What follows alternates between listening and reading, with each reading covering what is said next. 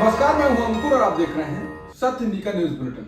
एक नजर अब तक की सुर्खियों पर। Stand up comedian Kunal Kamra ने अब मेन स्ट्रीम मीडिया पर निशाना साधते हुए एक्स पर एक पोस्ट किया है। कुणाल कामरा ने लिखा, इस समय मेन स्ट्रीम मीडिया सत्तारूढ़ पार्टी के लिए गलत सूचना फैलाने का जरिया बन गया है। ये गिद्ध हैं जो देश के लिए मायने न रखने वाले मुद्दों पर रिपोर्ट करते हैं। उन्होंने आगे लिखा, अगर ये सभी कल से अपनी दुकानें बंद कर दें तो ये देश, इसके लोगों और अपने बच्चों पर एहसान करेंगे।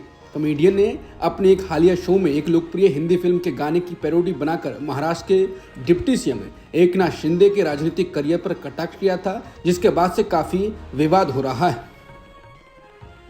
कांग्रेस पार्टी के अध्यक्ष मल्लिकार्जुन खड़गे ने गुरुवार को राजधानी नई दिल्ली में पार्टी जिला प्रमुखों को संबोधित किया। इस दौरान खड़गे ने कहा, हमारी विचारधारा मजबूत है, लेकिन हम इसे सत्ता के बिना लागू नहीं कर सकते। उन्होंने आगे कहा कि कांग्रेस को लोकसभा चुनाव में 100 सीटें मिली। अगर हमने और मेहनत की होती तो 20 से 30 सीटें और जीतकर सरकार बना सकते थे। इस दौरान उन्होंने अपनी पार्टी के कार्यकर्ताओं से ये भी कहा कि कांग्रेस की लड़ाई संसद के अंदर और बाहर बीजेपी और आरएसएस दोनों से है। 13 राज्यों और 3 यूटी से आए कांग्रेस के जिला अध्यक्षों को संबोधित करते हुए मल्लिकार्जुन खड़गे ने कहा कि हमारे संविधान बचाओ कैंपेन ने बीजेपी और आरएसएस की संविधान बदलने की इच्छा को एक्सपोज कर दिया। आज बीजेपी के पास बहुमत नहीं है और वो 2 सहयोगी दलों पर निर्भर है। एक प्रधानमंत्री जिसने अहंकार पूर्वक दावा किया था कि वो 400 सीटें जीतेंगे, उसे हमने एक बड़ा झटका दिया। उन्होंने कहा कि कांग्रेस पार्टी को करीब 100 सीटें मिली। अगर हमने थोड़ी और मेहनत की होती तो वह 20 से 30 सीटें ज्यादा मिली होती। इतनी सीटों के साथ हमने देश में एक वैकल्पिक सरकार का गठन कर लिया होता। कांग्रेस नेता और लोकसभा में विपक्ष के नेता राहुल गांधी ने आज एक बार फिर दोहराया कि उन्हें सदन में बोलने नहीं दिया जाता है। राहुल गांधी ने कहा कि उन्हें नहीं पता कि सत्ताधारी पार्टी को किस बात का डर है। संसद जाते हुए राहुल गांधी ने कहा कि मुझे कभी बोलने नहीं दिया जाता, मुझे नहीं पता कि उन्हें किस बात का डर है। बता दें, इससे पहले बुधवार को भी राहुल गांधी ने आरोप लगाया था कि उन्हें सदन में बोलने नहीं दिया जाता। राहुल गांधी ने कहा था कि विपक्ष के नेता को संसद में बोलने दिया जाता है, लेकिन जब भी मैं बोलने के लिए खड़ा होता हूं, मुझे बोलने नहीं दिया जाता। पता नहीं संसद किस तरह से चल रही है, जो हम कहना चाहते हैं हमें कहने नहीं देते। बता दें, ओम बिरला और राहुल गांधी के बीच लगातार टकराव बढ़ रहा है। कल राहुल गांधी ने कहा था कि मैं बोलने खड़ा हुआ तो ओम बिरला सदन स्थगित करके चले गए। और एक और खबर आई कि राहुल गांधी सदन में अपनी बहन और वायनाड की सांसद प्रियंका गांधी को दुलार रहे थे। ये बात ओम बिरला को परेशान कर गई। ओम बिरला ने फिर राहुल गांधी को आचरण और व्यवहार का लेक्चर दे दिया। ओम बिरला ने कहा कि विशेष रूप से सदन में नेता प्रतिपक्ष से अपेक्षा की जाती है कि वो उपयुक्त आचरण रखें। इस पर कांग्रेस नेताओं ने कई सवाल खड़े किए। कांग्रेस नेता सुप्रश्नेत ने कहा कि जो अपना परिवार छोड़कर भाग खड़े हुए, उनके लिए परिवार का परस्पर प्रेम समझना जरा मुश्किल है। जो परिवार का सगा ना हुआ, वो किसी और का क्या होगा। भाई बहन जैसा प्यार, उनकी जैसी दोस्ती, उनके जैसी एकजुटता नसीब वालों को मिलती है। ओम बिरला जी, आप स्पीकर हैं, कठपुतली नहीं। लोकसभा अध्यक्ष ओम बिरला और नेता विपक्ष राहुल गांधी के बीच लगातार तनाव बढ़ रहा है, टकराव बढ़ रहा है। और अब इस तनाव के बीच इंडिया ब्लॉक के दलों के एक प्रतिनिधि मंडल ने ओम बिरला से मुलाकात की है और कई मुद्दों पर चिंता जताई, जिसमें सदन के बाहर बिरला द्वारा दिए गए बयान का राजनीतिकरण शामिल है। प्रतिनिधि मंडल ने बिरला को एक पत्र सौंपा। इंडियन एक्सप्रेस की रिपोर्ट में बताया गया है कि पत्र में 8 मुख्य बिंदु शामिल थे, जिनमें लोकसभा में उपाध्यक्ष की नियुक्ति न करना, विपक्ष के नेता को बोलने का मौका न देना और व्यावसायिक सलाहकार समिति के निर्णयों की अवहेलना शामिल है। कांग्रेस नेता जयराम रमेश का दावा है कि उनकी पार्टी अब ओडिशा की मुख्य विपक्षी पार्टी है।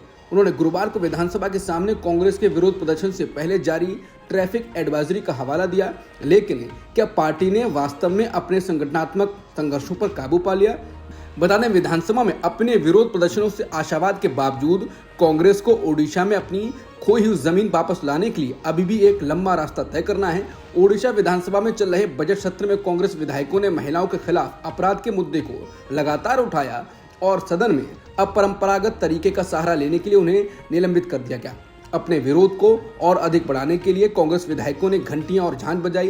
वो विधानसभा की कार्रवाई में भाग लेने के लिए काले कपड़े पहनकर भी आए। विधायकों के विरोध और नारों में ओडिशा प्रदेश कांग्रेस कमेटी के अध्यक्ष भक्त चरण दास भी शामिल थे, जिन्होंने बाहर आक्रामक तरीके से अपनी बात रखी। पार्टी के विरोध के मद्देनजर सुर्खियों में आने के बजाय दास ने सभी वरिष्ठ नेताओं को मीडिया के सामने लाने के लिए सावधानी पूर्वक कदम उठाया, जो एक संयुक्त मोर्चा दिखाने का एक स्पष्ट कदम था। उन्होंने पूछा कि जब बीजेडी सत्ता से बाहर हुई तो राज्य में लापता महिलाओं और बच्चों की संख्या 44,823 थी।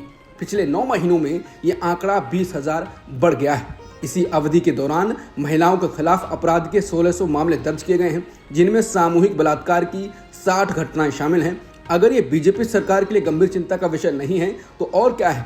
कांग्रेस अध्यक्ष के अनुसार इस मुद्दे ने जमीनी स्तर पर जोर पकड़ लिया है और पार्टी कार्यकर्ता अपने नेताओं के पीछे एकजुट हो रहे हैं तथा मजबूती से लड़ रहे हैं, जिसके लिए वो जाने जाते हैं। इन चुनौतियों के बावजूद राजनीतिक पर्यवेक्षकों का कहना है कि कांग्रेस ने खुद को साबित करने के लिए सही समय चुना है। ओडिशा विधानसभा में भाजपा 78 सीटों के साथ प्रमुख स्थान पर है, जिसे 3 इंडिपेंडेंट विधायकों का समर्थन हासिल है। इस बीच 51 सीटों के साथ मुख्य विपक्षी दल बीजेडी खुद को अपरिचित क्षेत्र में पाती है। कांग्रेस सिर्फ 14 सीटों के साथ तीसरे स्थान पर है। बता दें, बीजेड अब उतनी मजबूत नहीं है जितनी सत्ता में रहते समय थी। मौके को भांपते हुए कांग्रेस खुद को भाजपा और बीजेडी के साथ एक मजबूत खिलाड़ी के रूप में फिर से स्थापित करना चाहती है। दास ने कहा कि हम विरोध प्रदर्शनों में उनकी सक्रिय भागीदारी के आधार पर जिलों में उभरते चेहरों की पहचान करेंगे। पार्टी अध्यक्ष पद संभालने के बाद मैंने भुवनेश्वर से पुरी तक पदयात्रा का नेतृत्व किया। एक बार जब पार्टी का जमीनी स्तर पर ढांचा तैयार हो जाता है तो मैं 3000 किलोमीटर की पदयात्रा करने के लिए तैयार हूं, जो निस्संदेह हमारे कार्यकर्ताओं को उत्साहित करेगा। उत्तर प्रदेश के संभल में अलविदा की नमाज से पहले प्रशासन ने काफी तैयारी की है। डीएम ने जानकारी दी है कि 1800 लोगों को पाबंद किया है। इसके अलावा धारा 163 तो पहले ही लागू कर दी गई थी। संभल के डीएम डॉक्टर राजेंद्र पेनसिया ने कहा कि पिछले 1 महीने में माइक्रो से लेकर मैक्रो स्तर पर तैयारी की गई है। 4 से 5 दिन पहले जिले स्तर पर एक अहम बैठक भी हुई थी। सभी ने वादा किया है कि वो अपना सहयोग देंगे। स्थिति को देखते हुए 3 टायर सिक्योरिटी रखी गई है, जो कानून व्यवस्था को चुनौती दे सकते थे। ऐसे 1800 लोगों को पाबंद किया गया है। वहीं अब पब्लिक जगहों पर नमाज अदा नहीं की जाएगी। बता दें, अब संभल पिछले कुछ महीनों में यूपी का एक संवेदनशील जिला बन चुका है। होली के वक्त भी प्रशासन खासा मुस्तैद दिखाई दिया था। इसी कड़ी में अब अलविदा की नमाज के लिए भी तैयारी की गई है। उत्तर प्रदेश के मेरठ में ईद को लेकर सख्त कदम उठाए गए हैं। मेरठ पुलिस ने इसको लेकर फरमान जारी किया है। इसमें कहा गया है कि ईद की नमाज सड़कों पर अदा नहीं की जाएगी। ऐसा करने वालों के खिलाफ कानूनी कार्रवाई होगी और उसके पासपोर्ट भी रद्द कर दिए जाएंगे। मेरठ पुलिस के इस फरमान का केंद्रीय मंत्री जयंत चौधरी ने विरोध किया है। उन्होंने कहा है कि ऑरवेलियन 1984 की ओर पुलिसिंग। जयंत के इस ट्वीट से ये कहने की कोशिश की जा रही है कि मौजूदा पुलिसिंग या शासन व्यवस्था वैसी हो गई है जैसा कि जॉर्ज ऑरवेल की उपन्यास 1984 में बताया गया है, जिसमें एक निरंकुश सरकार होती है जो लोगों के हर गतिविधि पर नजर रखती है और उनकी स्वतंत्रता को सीमित करने की कोशिश करती है। मोदी सरकार में साथ ही जयंत चौधरी के बाद अब डिम्पल यादव भी ईद पर पुलिस गाइडलाइंस पर बोली हैं। उत्तर प्रदेश के संभल में ईद की तैयारियों को लेकर बुधवार को शांति समिति की बैठक हुई, जिसके बाद प्रशासन ने कुछ गाइडलाइंस जारी की और अब उस पर राजनीति गरमा गई है। दरअसल प्रशासन ने कहा था कि लोगों को सड़कों पर नमाज पढ़ने की अनुमति नहीं दी जाएगी। संभल एसडीएम वंदना मिश्रा ने कहा था कि सड़कों पर नमाज की इजाज़त नहीं दी जाएगी और ना ही लाउड स्पीकर का इस्तेमाल करने दिया जाएगा। छतों पर नमाज पढ़ने की इजाज़त मांगी गई है और हम इसे देखेंगे और अगर किसी अनहोनी की आशंका होगी तो इसकी भी इजाज़त नहीं दी जाएगी। अब इस मामले में समाजवादी पार्टी के सांसद डिम्पल यादव का बयान आया। उन्होंने कहा कि समाज को भ्रमित और डिवाइड करने की कोशिश हो रही है। जब कोई देश ऐसी डिवाइड करने वाली नीयत के साथ चलता है तो इससे देश को नुकसान ही होता है। डिम्पल यादव ने कहा कि सरकार ने तो ईद के अवसर पर सौगातें मोदी के जरिए खाने के पैकेट बंटवाए, तो क्यों बंटवाए? सरकार अपनी मंशा साफ करे कि वो क्या चाहते हैं। वो लोगों को एक तरह के भ्रम में रखना चाहते हैं। मुजफ्फरनगर से एक कथित धर्मांतरण का मामला सामने आया है, जहां 15 साल के नाबालिग का ब्रेन वॉश कर धर्म बदलवाने का दावा किया जा रहा है। इस मामले में किशोर के परिजनों ने सिविल लाइन थाना में शिकायत दर्ज कराई। परिजनों की शिकायत पर पुलिस ने मामला दर्ज कर जांच शुरू की। क्षेत्राधिकारी राजकुमार साव ने संवाददाताओं को बताया कि 3 आरोपियों को हिरासत में लिया गया है। पीड़ित के पिता द्वारा दर्ज कराई गई शिकायत के अनुसार 8वीं कक्षा के छात्र पर पैसे के लिए धर्म परिवर्तन का दबाव बनाया गया था। परिवार के सदस्यों ने आरोप लगाया कि लड़के का तमिलनाडु विधानसभा ने गुरुवार को केंद्र सरकार के वक्फ संशोधन विधेयक 2024 के खिलाफ एक प्रस्ताव पारित किया। मुख्यमंत्री एम.के. स्टालिन ने इस प्रस्ताव को पेश करते हुए इसे मुस्लिम समुदाय के धार्मिक और संपत्ति के अधिकारों पर हमला करार दिया। इस कदम ने न केवल केंद्र की भाजपा नीति सरकार को चुनौती दी है, बल्कि एनडीए के सहयोगी दलों, खासकर बिहार के मुख्यमंत्री नीतीश कुमार और आंध्र प्रदेश के मुख्यमंत्री चंद्रबाबू नायडू पर भी एक तरह से दबाव बना दिया है। जिसके बाद सवाल है कि क्या अब इन दोनों नेताओं पर अपने अपने राज्यों में ऐसा ही कदम उठाने का दबाव बढ़ेगा। बता दें, तमिलनाडु विधानसभा का यह प्रस्ताव केंद्र सरकार से वक्फ विधेयक को पूरी तरह से वापस लेने की मांग करता है। स्टालिन ने अपने संबोधन में कहा कि यह विधेयक मुस्लिम समुदाय की स्वायत्तता को कमजोर करता है और संविधान के अनुच्छेद 26 का उल्लंघन करता है। यह अनुच्छेद धार्मिक समूहों को अपने मामलों के प्रबंधन का अधिकार देता है। तमिलनाडु के मुख्यमंत्री एम.के. स्टालिन आजकल चर्चा में बने हुए हैं। वो लगातार बीजेपी और मोदी के खिलाफ मोर्चा खोले हुए हैं। इस बीच अब उन्होंने योगी पर निशाना साधा। उन्होंने कहा कि मुख्यमंत्री योगी का नफरत पर लेक्चर देना किसी विडंबना के बराबर है। ये विवाद दक्षिण भारतीय राज्यों के परिसीमन और लैंग्वेज पॉलिसी को लेकर शुरू हुआ। योगी आदित्यनाथ ने आरोप लगाया कि डीएमके पार्टी क्षेत्र और भाषा के आधार पर विभाजन की राजनीति कर रही है। इसके जवाब में स्टालिन ने एक एक्स पर पोस्ट लिखा। उन्होंने कहा कि तमिलनाडु की 2 लैंग्वेज पॉलिसी और निष्पक्ष परिसीमन को लेकर पूरे देश में आवाज उठ रही है। भाजपा इससे असहज हो गई है। उनके नेता का इंटरव्यू देखिए। योगी आदित्यनाथ हमें नफरत पर लेक्चर देना चाहते हैं, हमें छोड़ दें। ये विडंबना नहीं है, ये राजनीति की ब्लैक कॉमेडी का सबसे गहरा रूप है। हम किसी भी भाषा का विरोध नहीं करते हैं, हम थोपने और अंधराष्ट्रवाद का विरोध करते हैं। ये वोट के लिए दंगा कराने की राजनीति नहीं है, ये सम्मान और न्याय की लड़ाई है। समाजवादी पार्टी के राज्यसभा सांसद रामजी लाल सुमन ने आज कहा कि वो राणा सांगा पर अपनी टिप्पणी के लिए माफी नहीं मांगेंगे, क्योंकि इतिहास को नकारा नहीं जा सकता। रामजी लाल सुमन ने कहा कि उनके घर पर उनके परिवार को नुकसान पहुंचाने की इरादे से हमला किया गया। उन्होंने ये भी कहा कि उन्होंने इस घटना के बारे में राज्यसभा के सभापति को भी सूचित कर दिया। बता दें, रामजी लाल सुमन ने पिछले हफ्ते शुक्रवार को राज्यसभा में राणा सांगा पर कहा था कि मैं जानना चाहूंगा कि बाबर को आखिर लाया कौन था। इब्राहिम लोदी को हराने के लिए बाबर को राणा सांगा लेकर आया था। उनके इस बयान पर राजस्थान की उप मुख्यमंत्री दिया कुमारी ने आपत्ति जताई। इसके बाद बुधवार को आगरा में रामजी लाल सुमन के आवास पर जमकर हंगामा हुआ। करनी सेना के कार्यकर्ता भारी संख्या में रामजी लाल सुमन के घर के बाहर जुटे और अंदर घुसने की कोशिश की। इस दौरान पुलिस और करनी सेना के बीच झड़प भी हुई। देश के 6 प्रमुख बार संगठनों ने सीजेआई संजीव खन्ना को एक पत्र लिखकर दिल्ली हाई कोर्ट के जज जस्टिस यशवंत वर्मा के तबादले के आदेश पर रोक लगाने की मांग की। ये मांग तब उठी जब जस्टिस वर्मा के सरकारी आवास में 14 मार्च को आग लगने के बाद वहां से बड़ी मात्रा में नकदी बरामद होने की खबरें सामने आई। बाद में सीजेआई खन्ना ने इन बार संगठनों के प्रमुख से मुलाकात की। सीजेआई ने बार एसोसिएशनों के प्रमुखों के साथ बैठक की और उनकी मांग पर विचार करने का आश्वासन दिया।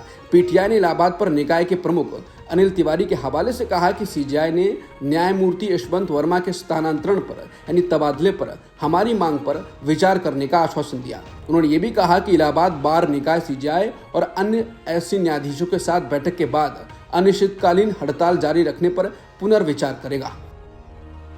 केंद्र सरकार ने गुरुवार नई कोऑपरेटिव टैक्सी सर्विस सहकारी टैक्सी शुरू करने का ऐलान किया। इसका उद्देश्य बाइक, कैब और ऑटो सर्विस उपलब्ध कराना है। इस कोऑपरेटिव टैक्सी सर्विस के लॉन्च से ऑनलाइन टैक्सी बाजार में मौजूद कंपनी जैसे ओला, उबर और रैपिडो को चुनौती मिलेगी। गृह मंत्री अमित शाह ने इस योजना का ऐलान किया और बताया कि सेवा से होने वाला लाभ किसी बड़े उद्योगपति को नहीं मिलेगा, बल्कि वाहन चालकों को मिलेगा। अमित शाह ने कहा कि प्रधानमंत्री नरेंद्र मोदी का सहकार से समृद्धि सिर्फ एक नारा नहीं है, इसे साकार करने के लिए सहकारिता मंत्रालय ने पिछले 3.5 साल में दिन रात काम किया है। केंद्रीय मंत्री ने आगे कहा कि सहकारी टैक्सी सेवा आने वाले महीनों में शुरू की जाएगी। निजी कंपनियों के विपरीत ये सरकारी सेवा ये सुनिश्चित करेगी कि सारी कमाई ड्राइवरों के पास ही रहे, जिससे उन्हें अधिक वित्तीय लाभ मिल सके। केंद्रीय गृह मंत्री अमित शाह ने एक्स पर पोस्ट कर कहा कि जम्मू कश्मीर में 2 और संगठनों ने खुद को हुर्रियत से अलग करने की घोषणा की। अमित शाह ने इसे कश्मीर घाटी से एक और बड़ी खुशखबरी बताया। उन्होंने एक्स पर लिखा कि हुर्रियत से जुड़े 2 और समूह जम्मू कश्मीर तहरीके इस्तिकलाल और जम्मू कश्मीर तहरीके इस्तिकामत ने अलगाववाद छोड़ दिया और पीएम मोदी जी द्वारा निर्मित नए भारत पर अपना विश्वास जताया। अमित शाह ने आगे लिखा, मोदी सरकार के तहत अलगाववाद अपनी अंतिम सांस ले रहा है और पूरे कश्मीर में एकता की जीत की गूंज सुनाई दे रही है। बता दें, इससे पहले मंगलवार 25 मार्च को गृहमंत्री अमित शाह ने एक्स पर पोस्ट किया था कि कश्मीर में अलगाववाद अब इतिहास बन चुका है। बांग्लादेश को स्वतंत्रता दिवस के मौके पर प्रधानमंत्री मोदी ने वहां की सरकार के चीफ एडवाइजर मोहम्मद यूनुस को एक चिट्ठी लिखी। प्रधानमंत्री ने 1971 के मुक्ति संग्राम का जिक्र किया। उन्होंने लिखा कि मुक्ति संग्राम की बदौलत भारत और बांग्लादेश के बीच मजबूत और स्थायी संबंधों की नींव पड़ी। उन्होंने लिखा, ये दिन हमारी साझा कुर्बानियों और इतिहास का प्रतीक है जिसने हमारी द्विपक्षीय साझेदारी की नींव रखी। बांग्लादेश का मुक्ति संग्राम आज भी हमारे रिश्तों के लिए प्रेरणा का स्रोत है। मोदी ने इस बात पर जोर दिया कि दोनों देशों को एक दूसरे के हितों और चिंताओं के प्रति संवेदनशीलता के साथ आगे बढ़ना चाहिए। बता दें, इससे पहले बांग्लादेश के विदेश सचिव मोहम्मद जसीमुद्दीन ने कहा था कि वो अगले सप्ताह बैंकॉक में होने वाले बिम्स्टेक शिखर सम्मेलन के दौरान मोहम्मद यूनुस और प्रधानमंत्री मोदी के बीच बैठक के अपने प्रस्ताव पर भारत की प्रतिक्रिया का इंतजार कर रहे हैं। जिसके बाद कहा जा रहा है कि भारत और बांग्लादेश के रिश्ते अब वापस से ट्रैक पर लौट सकते हैं। दोनों तरफ से मिलने और शांति की बात हो रही है। रूस के विदेश मंत्री सर्गेई लावरोव का कहना है कि रूसी राष्ट्रपति व्लादिमीर पुतिन की भारत यात्रा की तैयारियां की जा रही हैं। रूस के विदेश मंत्री का कहना है कि व्लादिमीर पुतिन ने भारत के प्रधानमंत्री मोदी की ओर से उन्हें दिए गए भारत आने का निमंत्रण स्वीकार कर लिया है। रूसी विदेश मंत्री ने आज कहा कि व्लादिमीर पुतिन के भारत दौरे की तैयारियां चल रही हैं। अब तक की खबरों में इतना ही। बाकी खबरों के लिए बने रहिए सत्यहिंदी.com के साथ।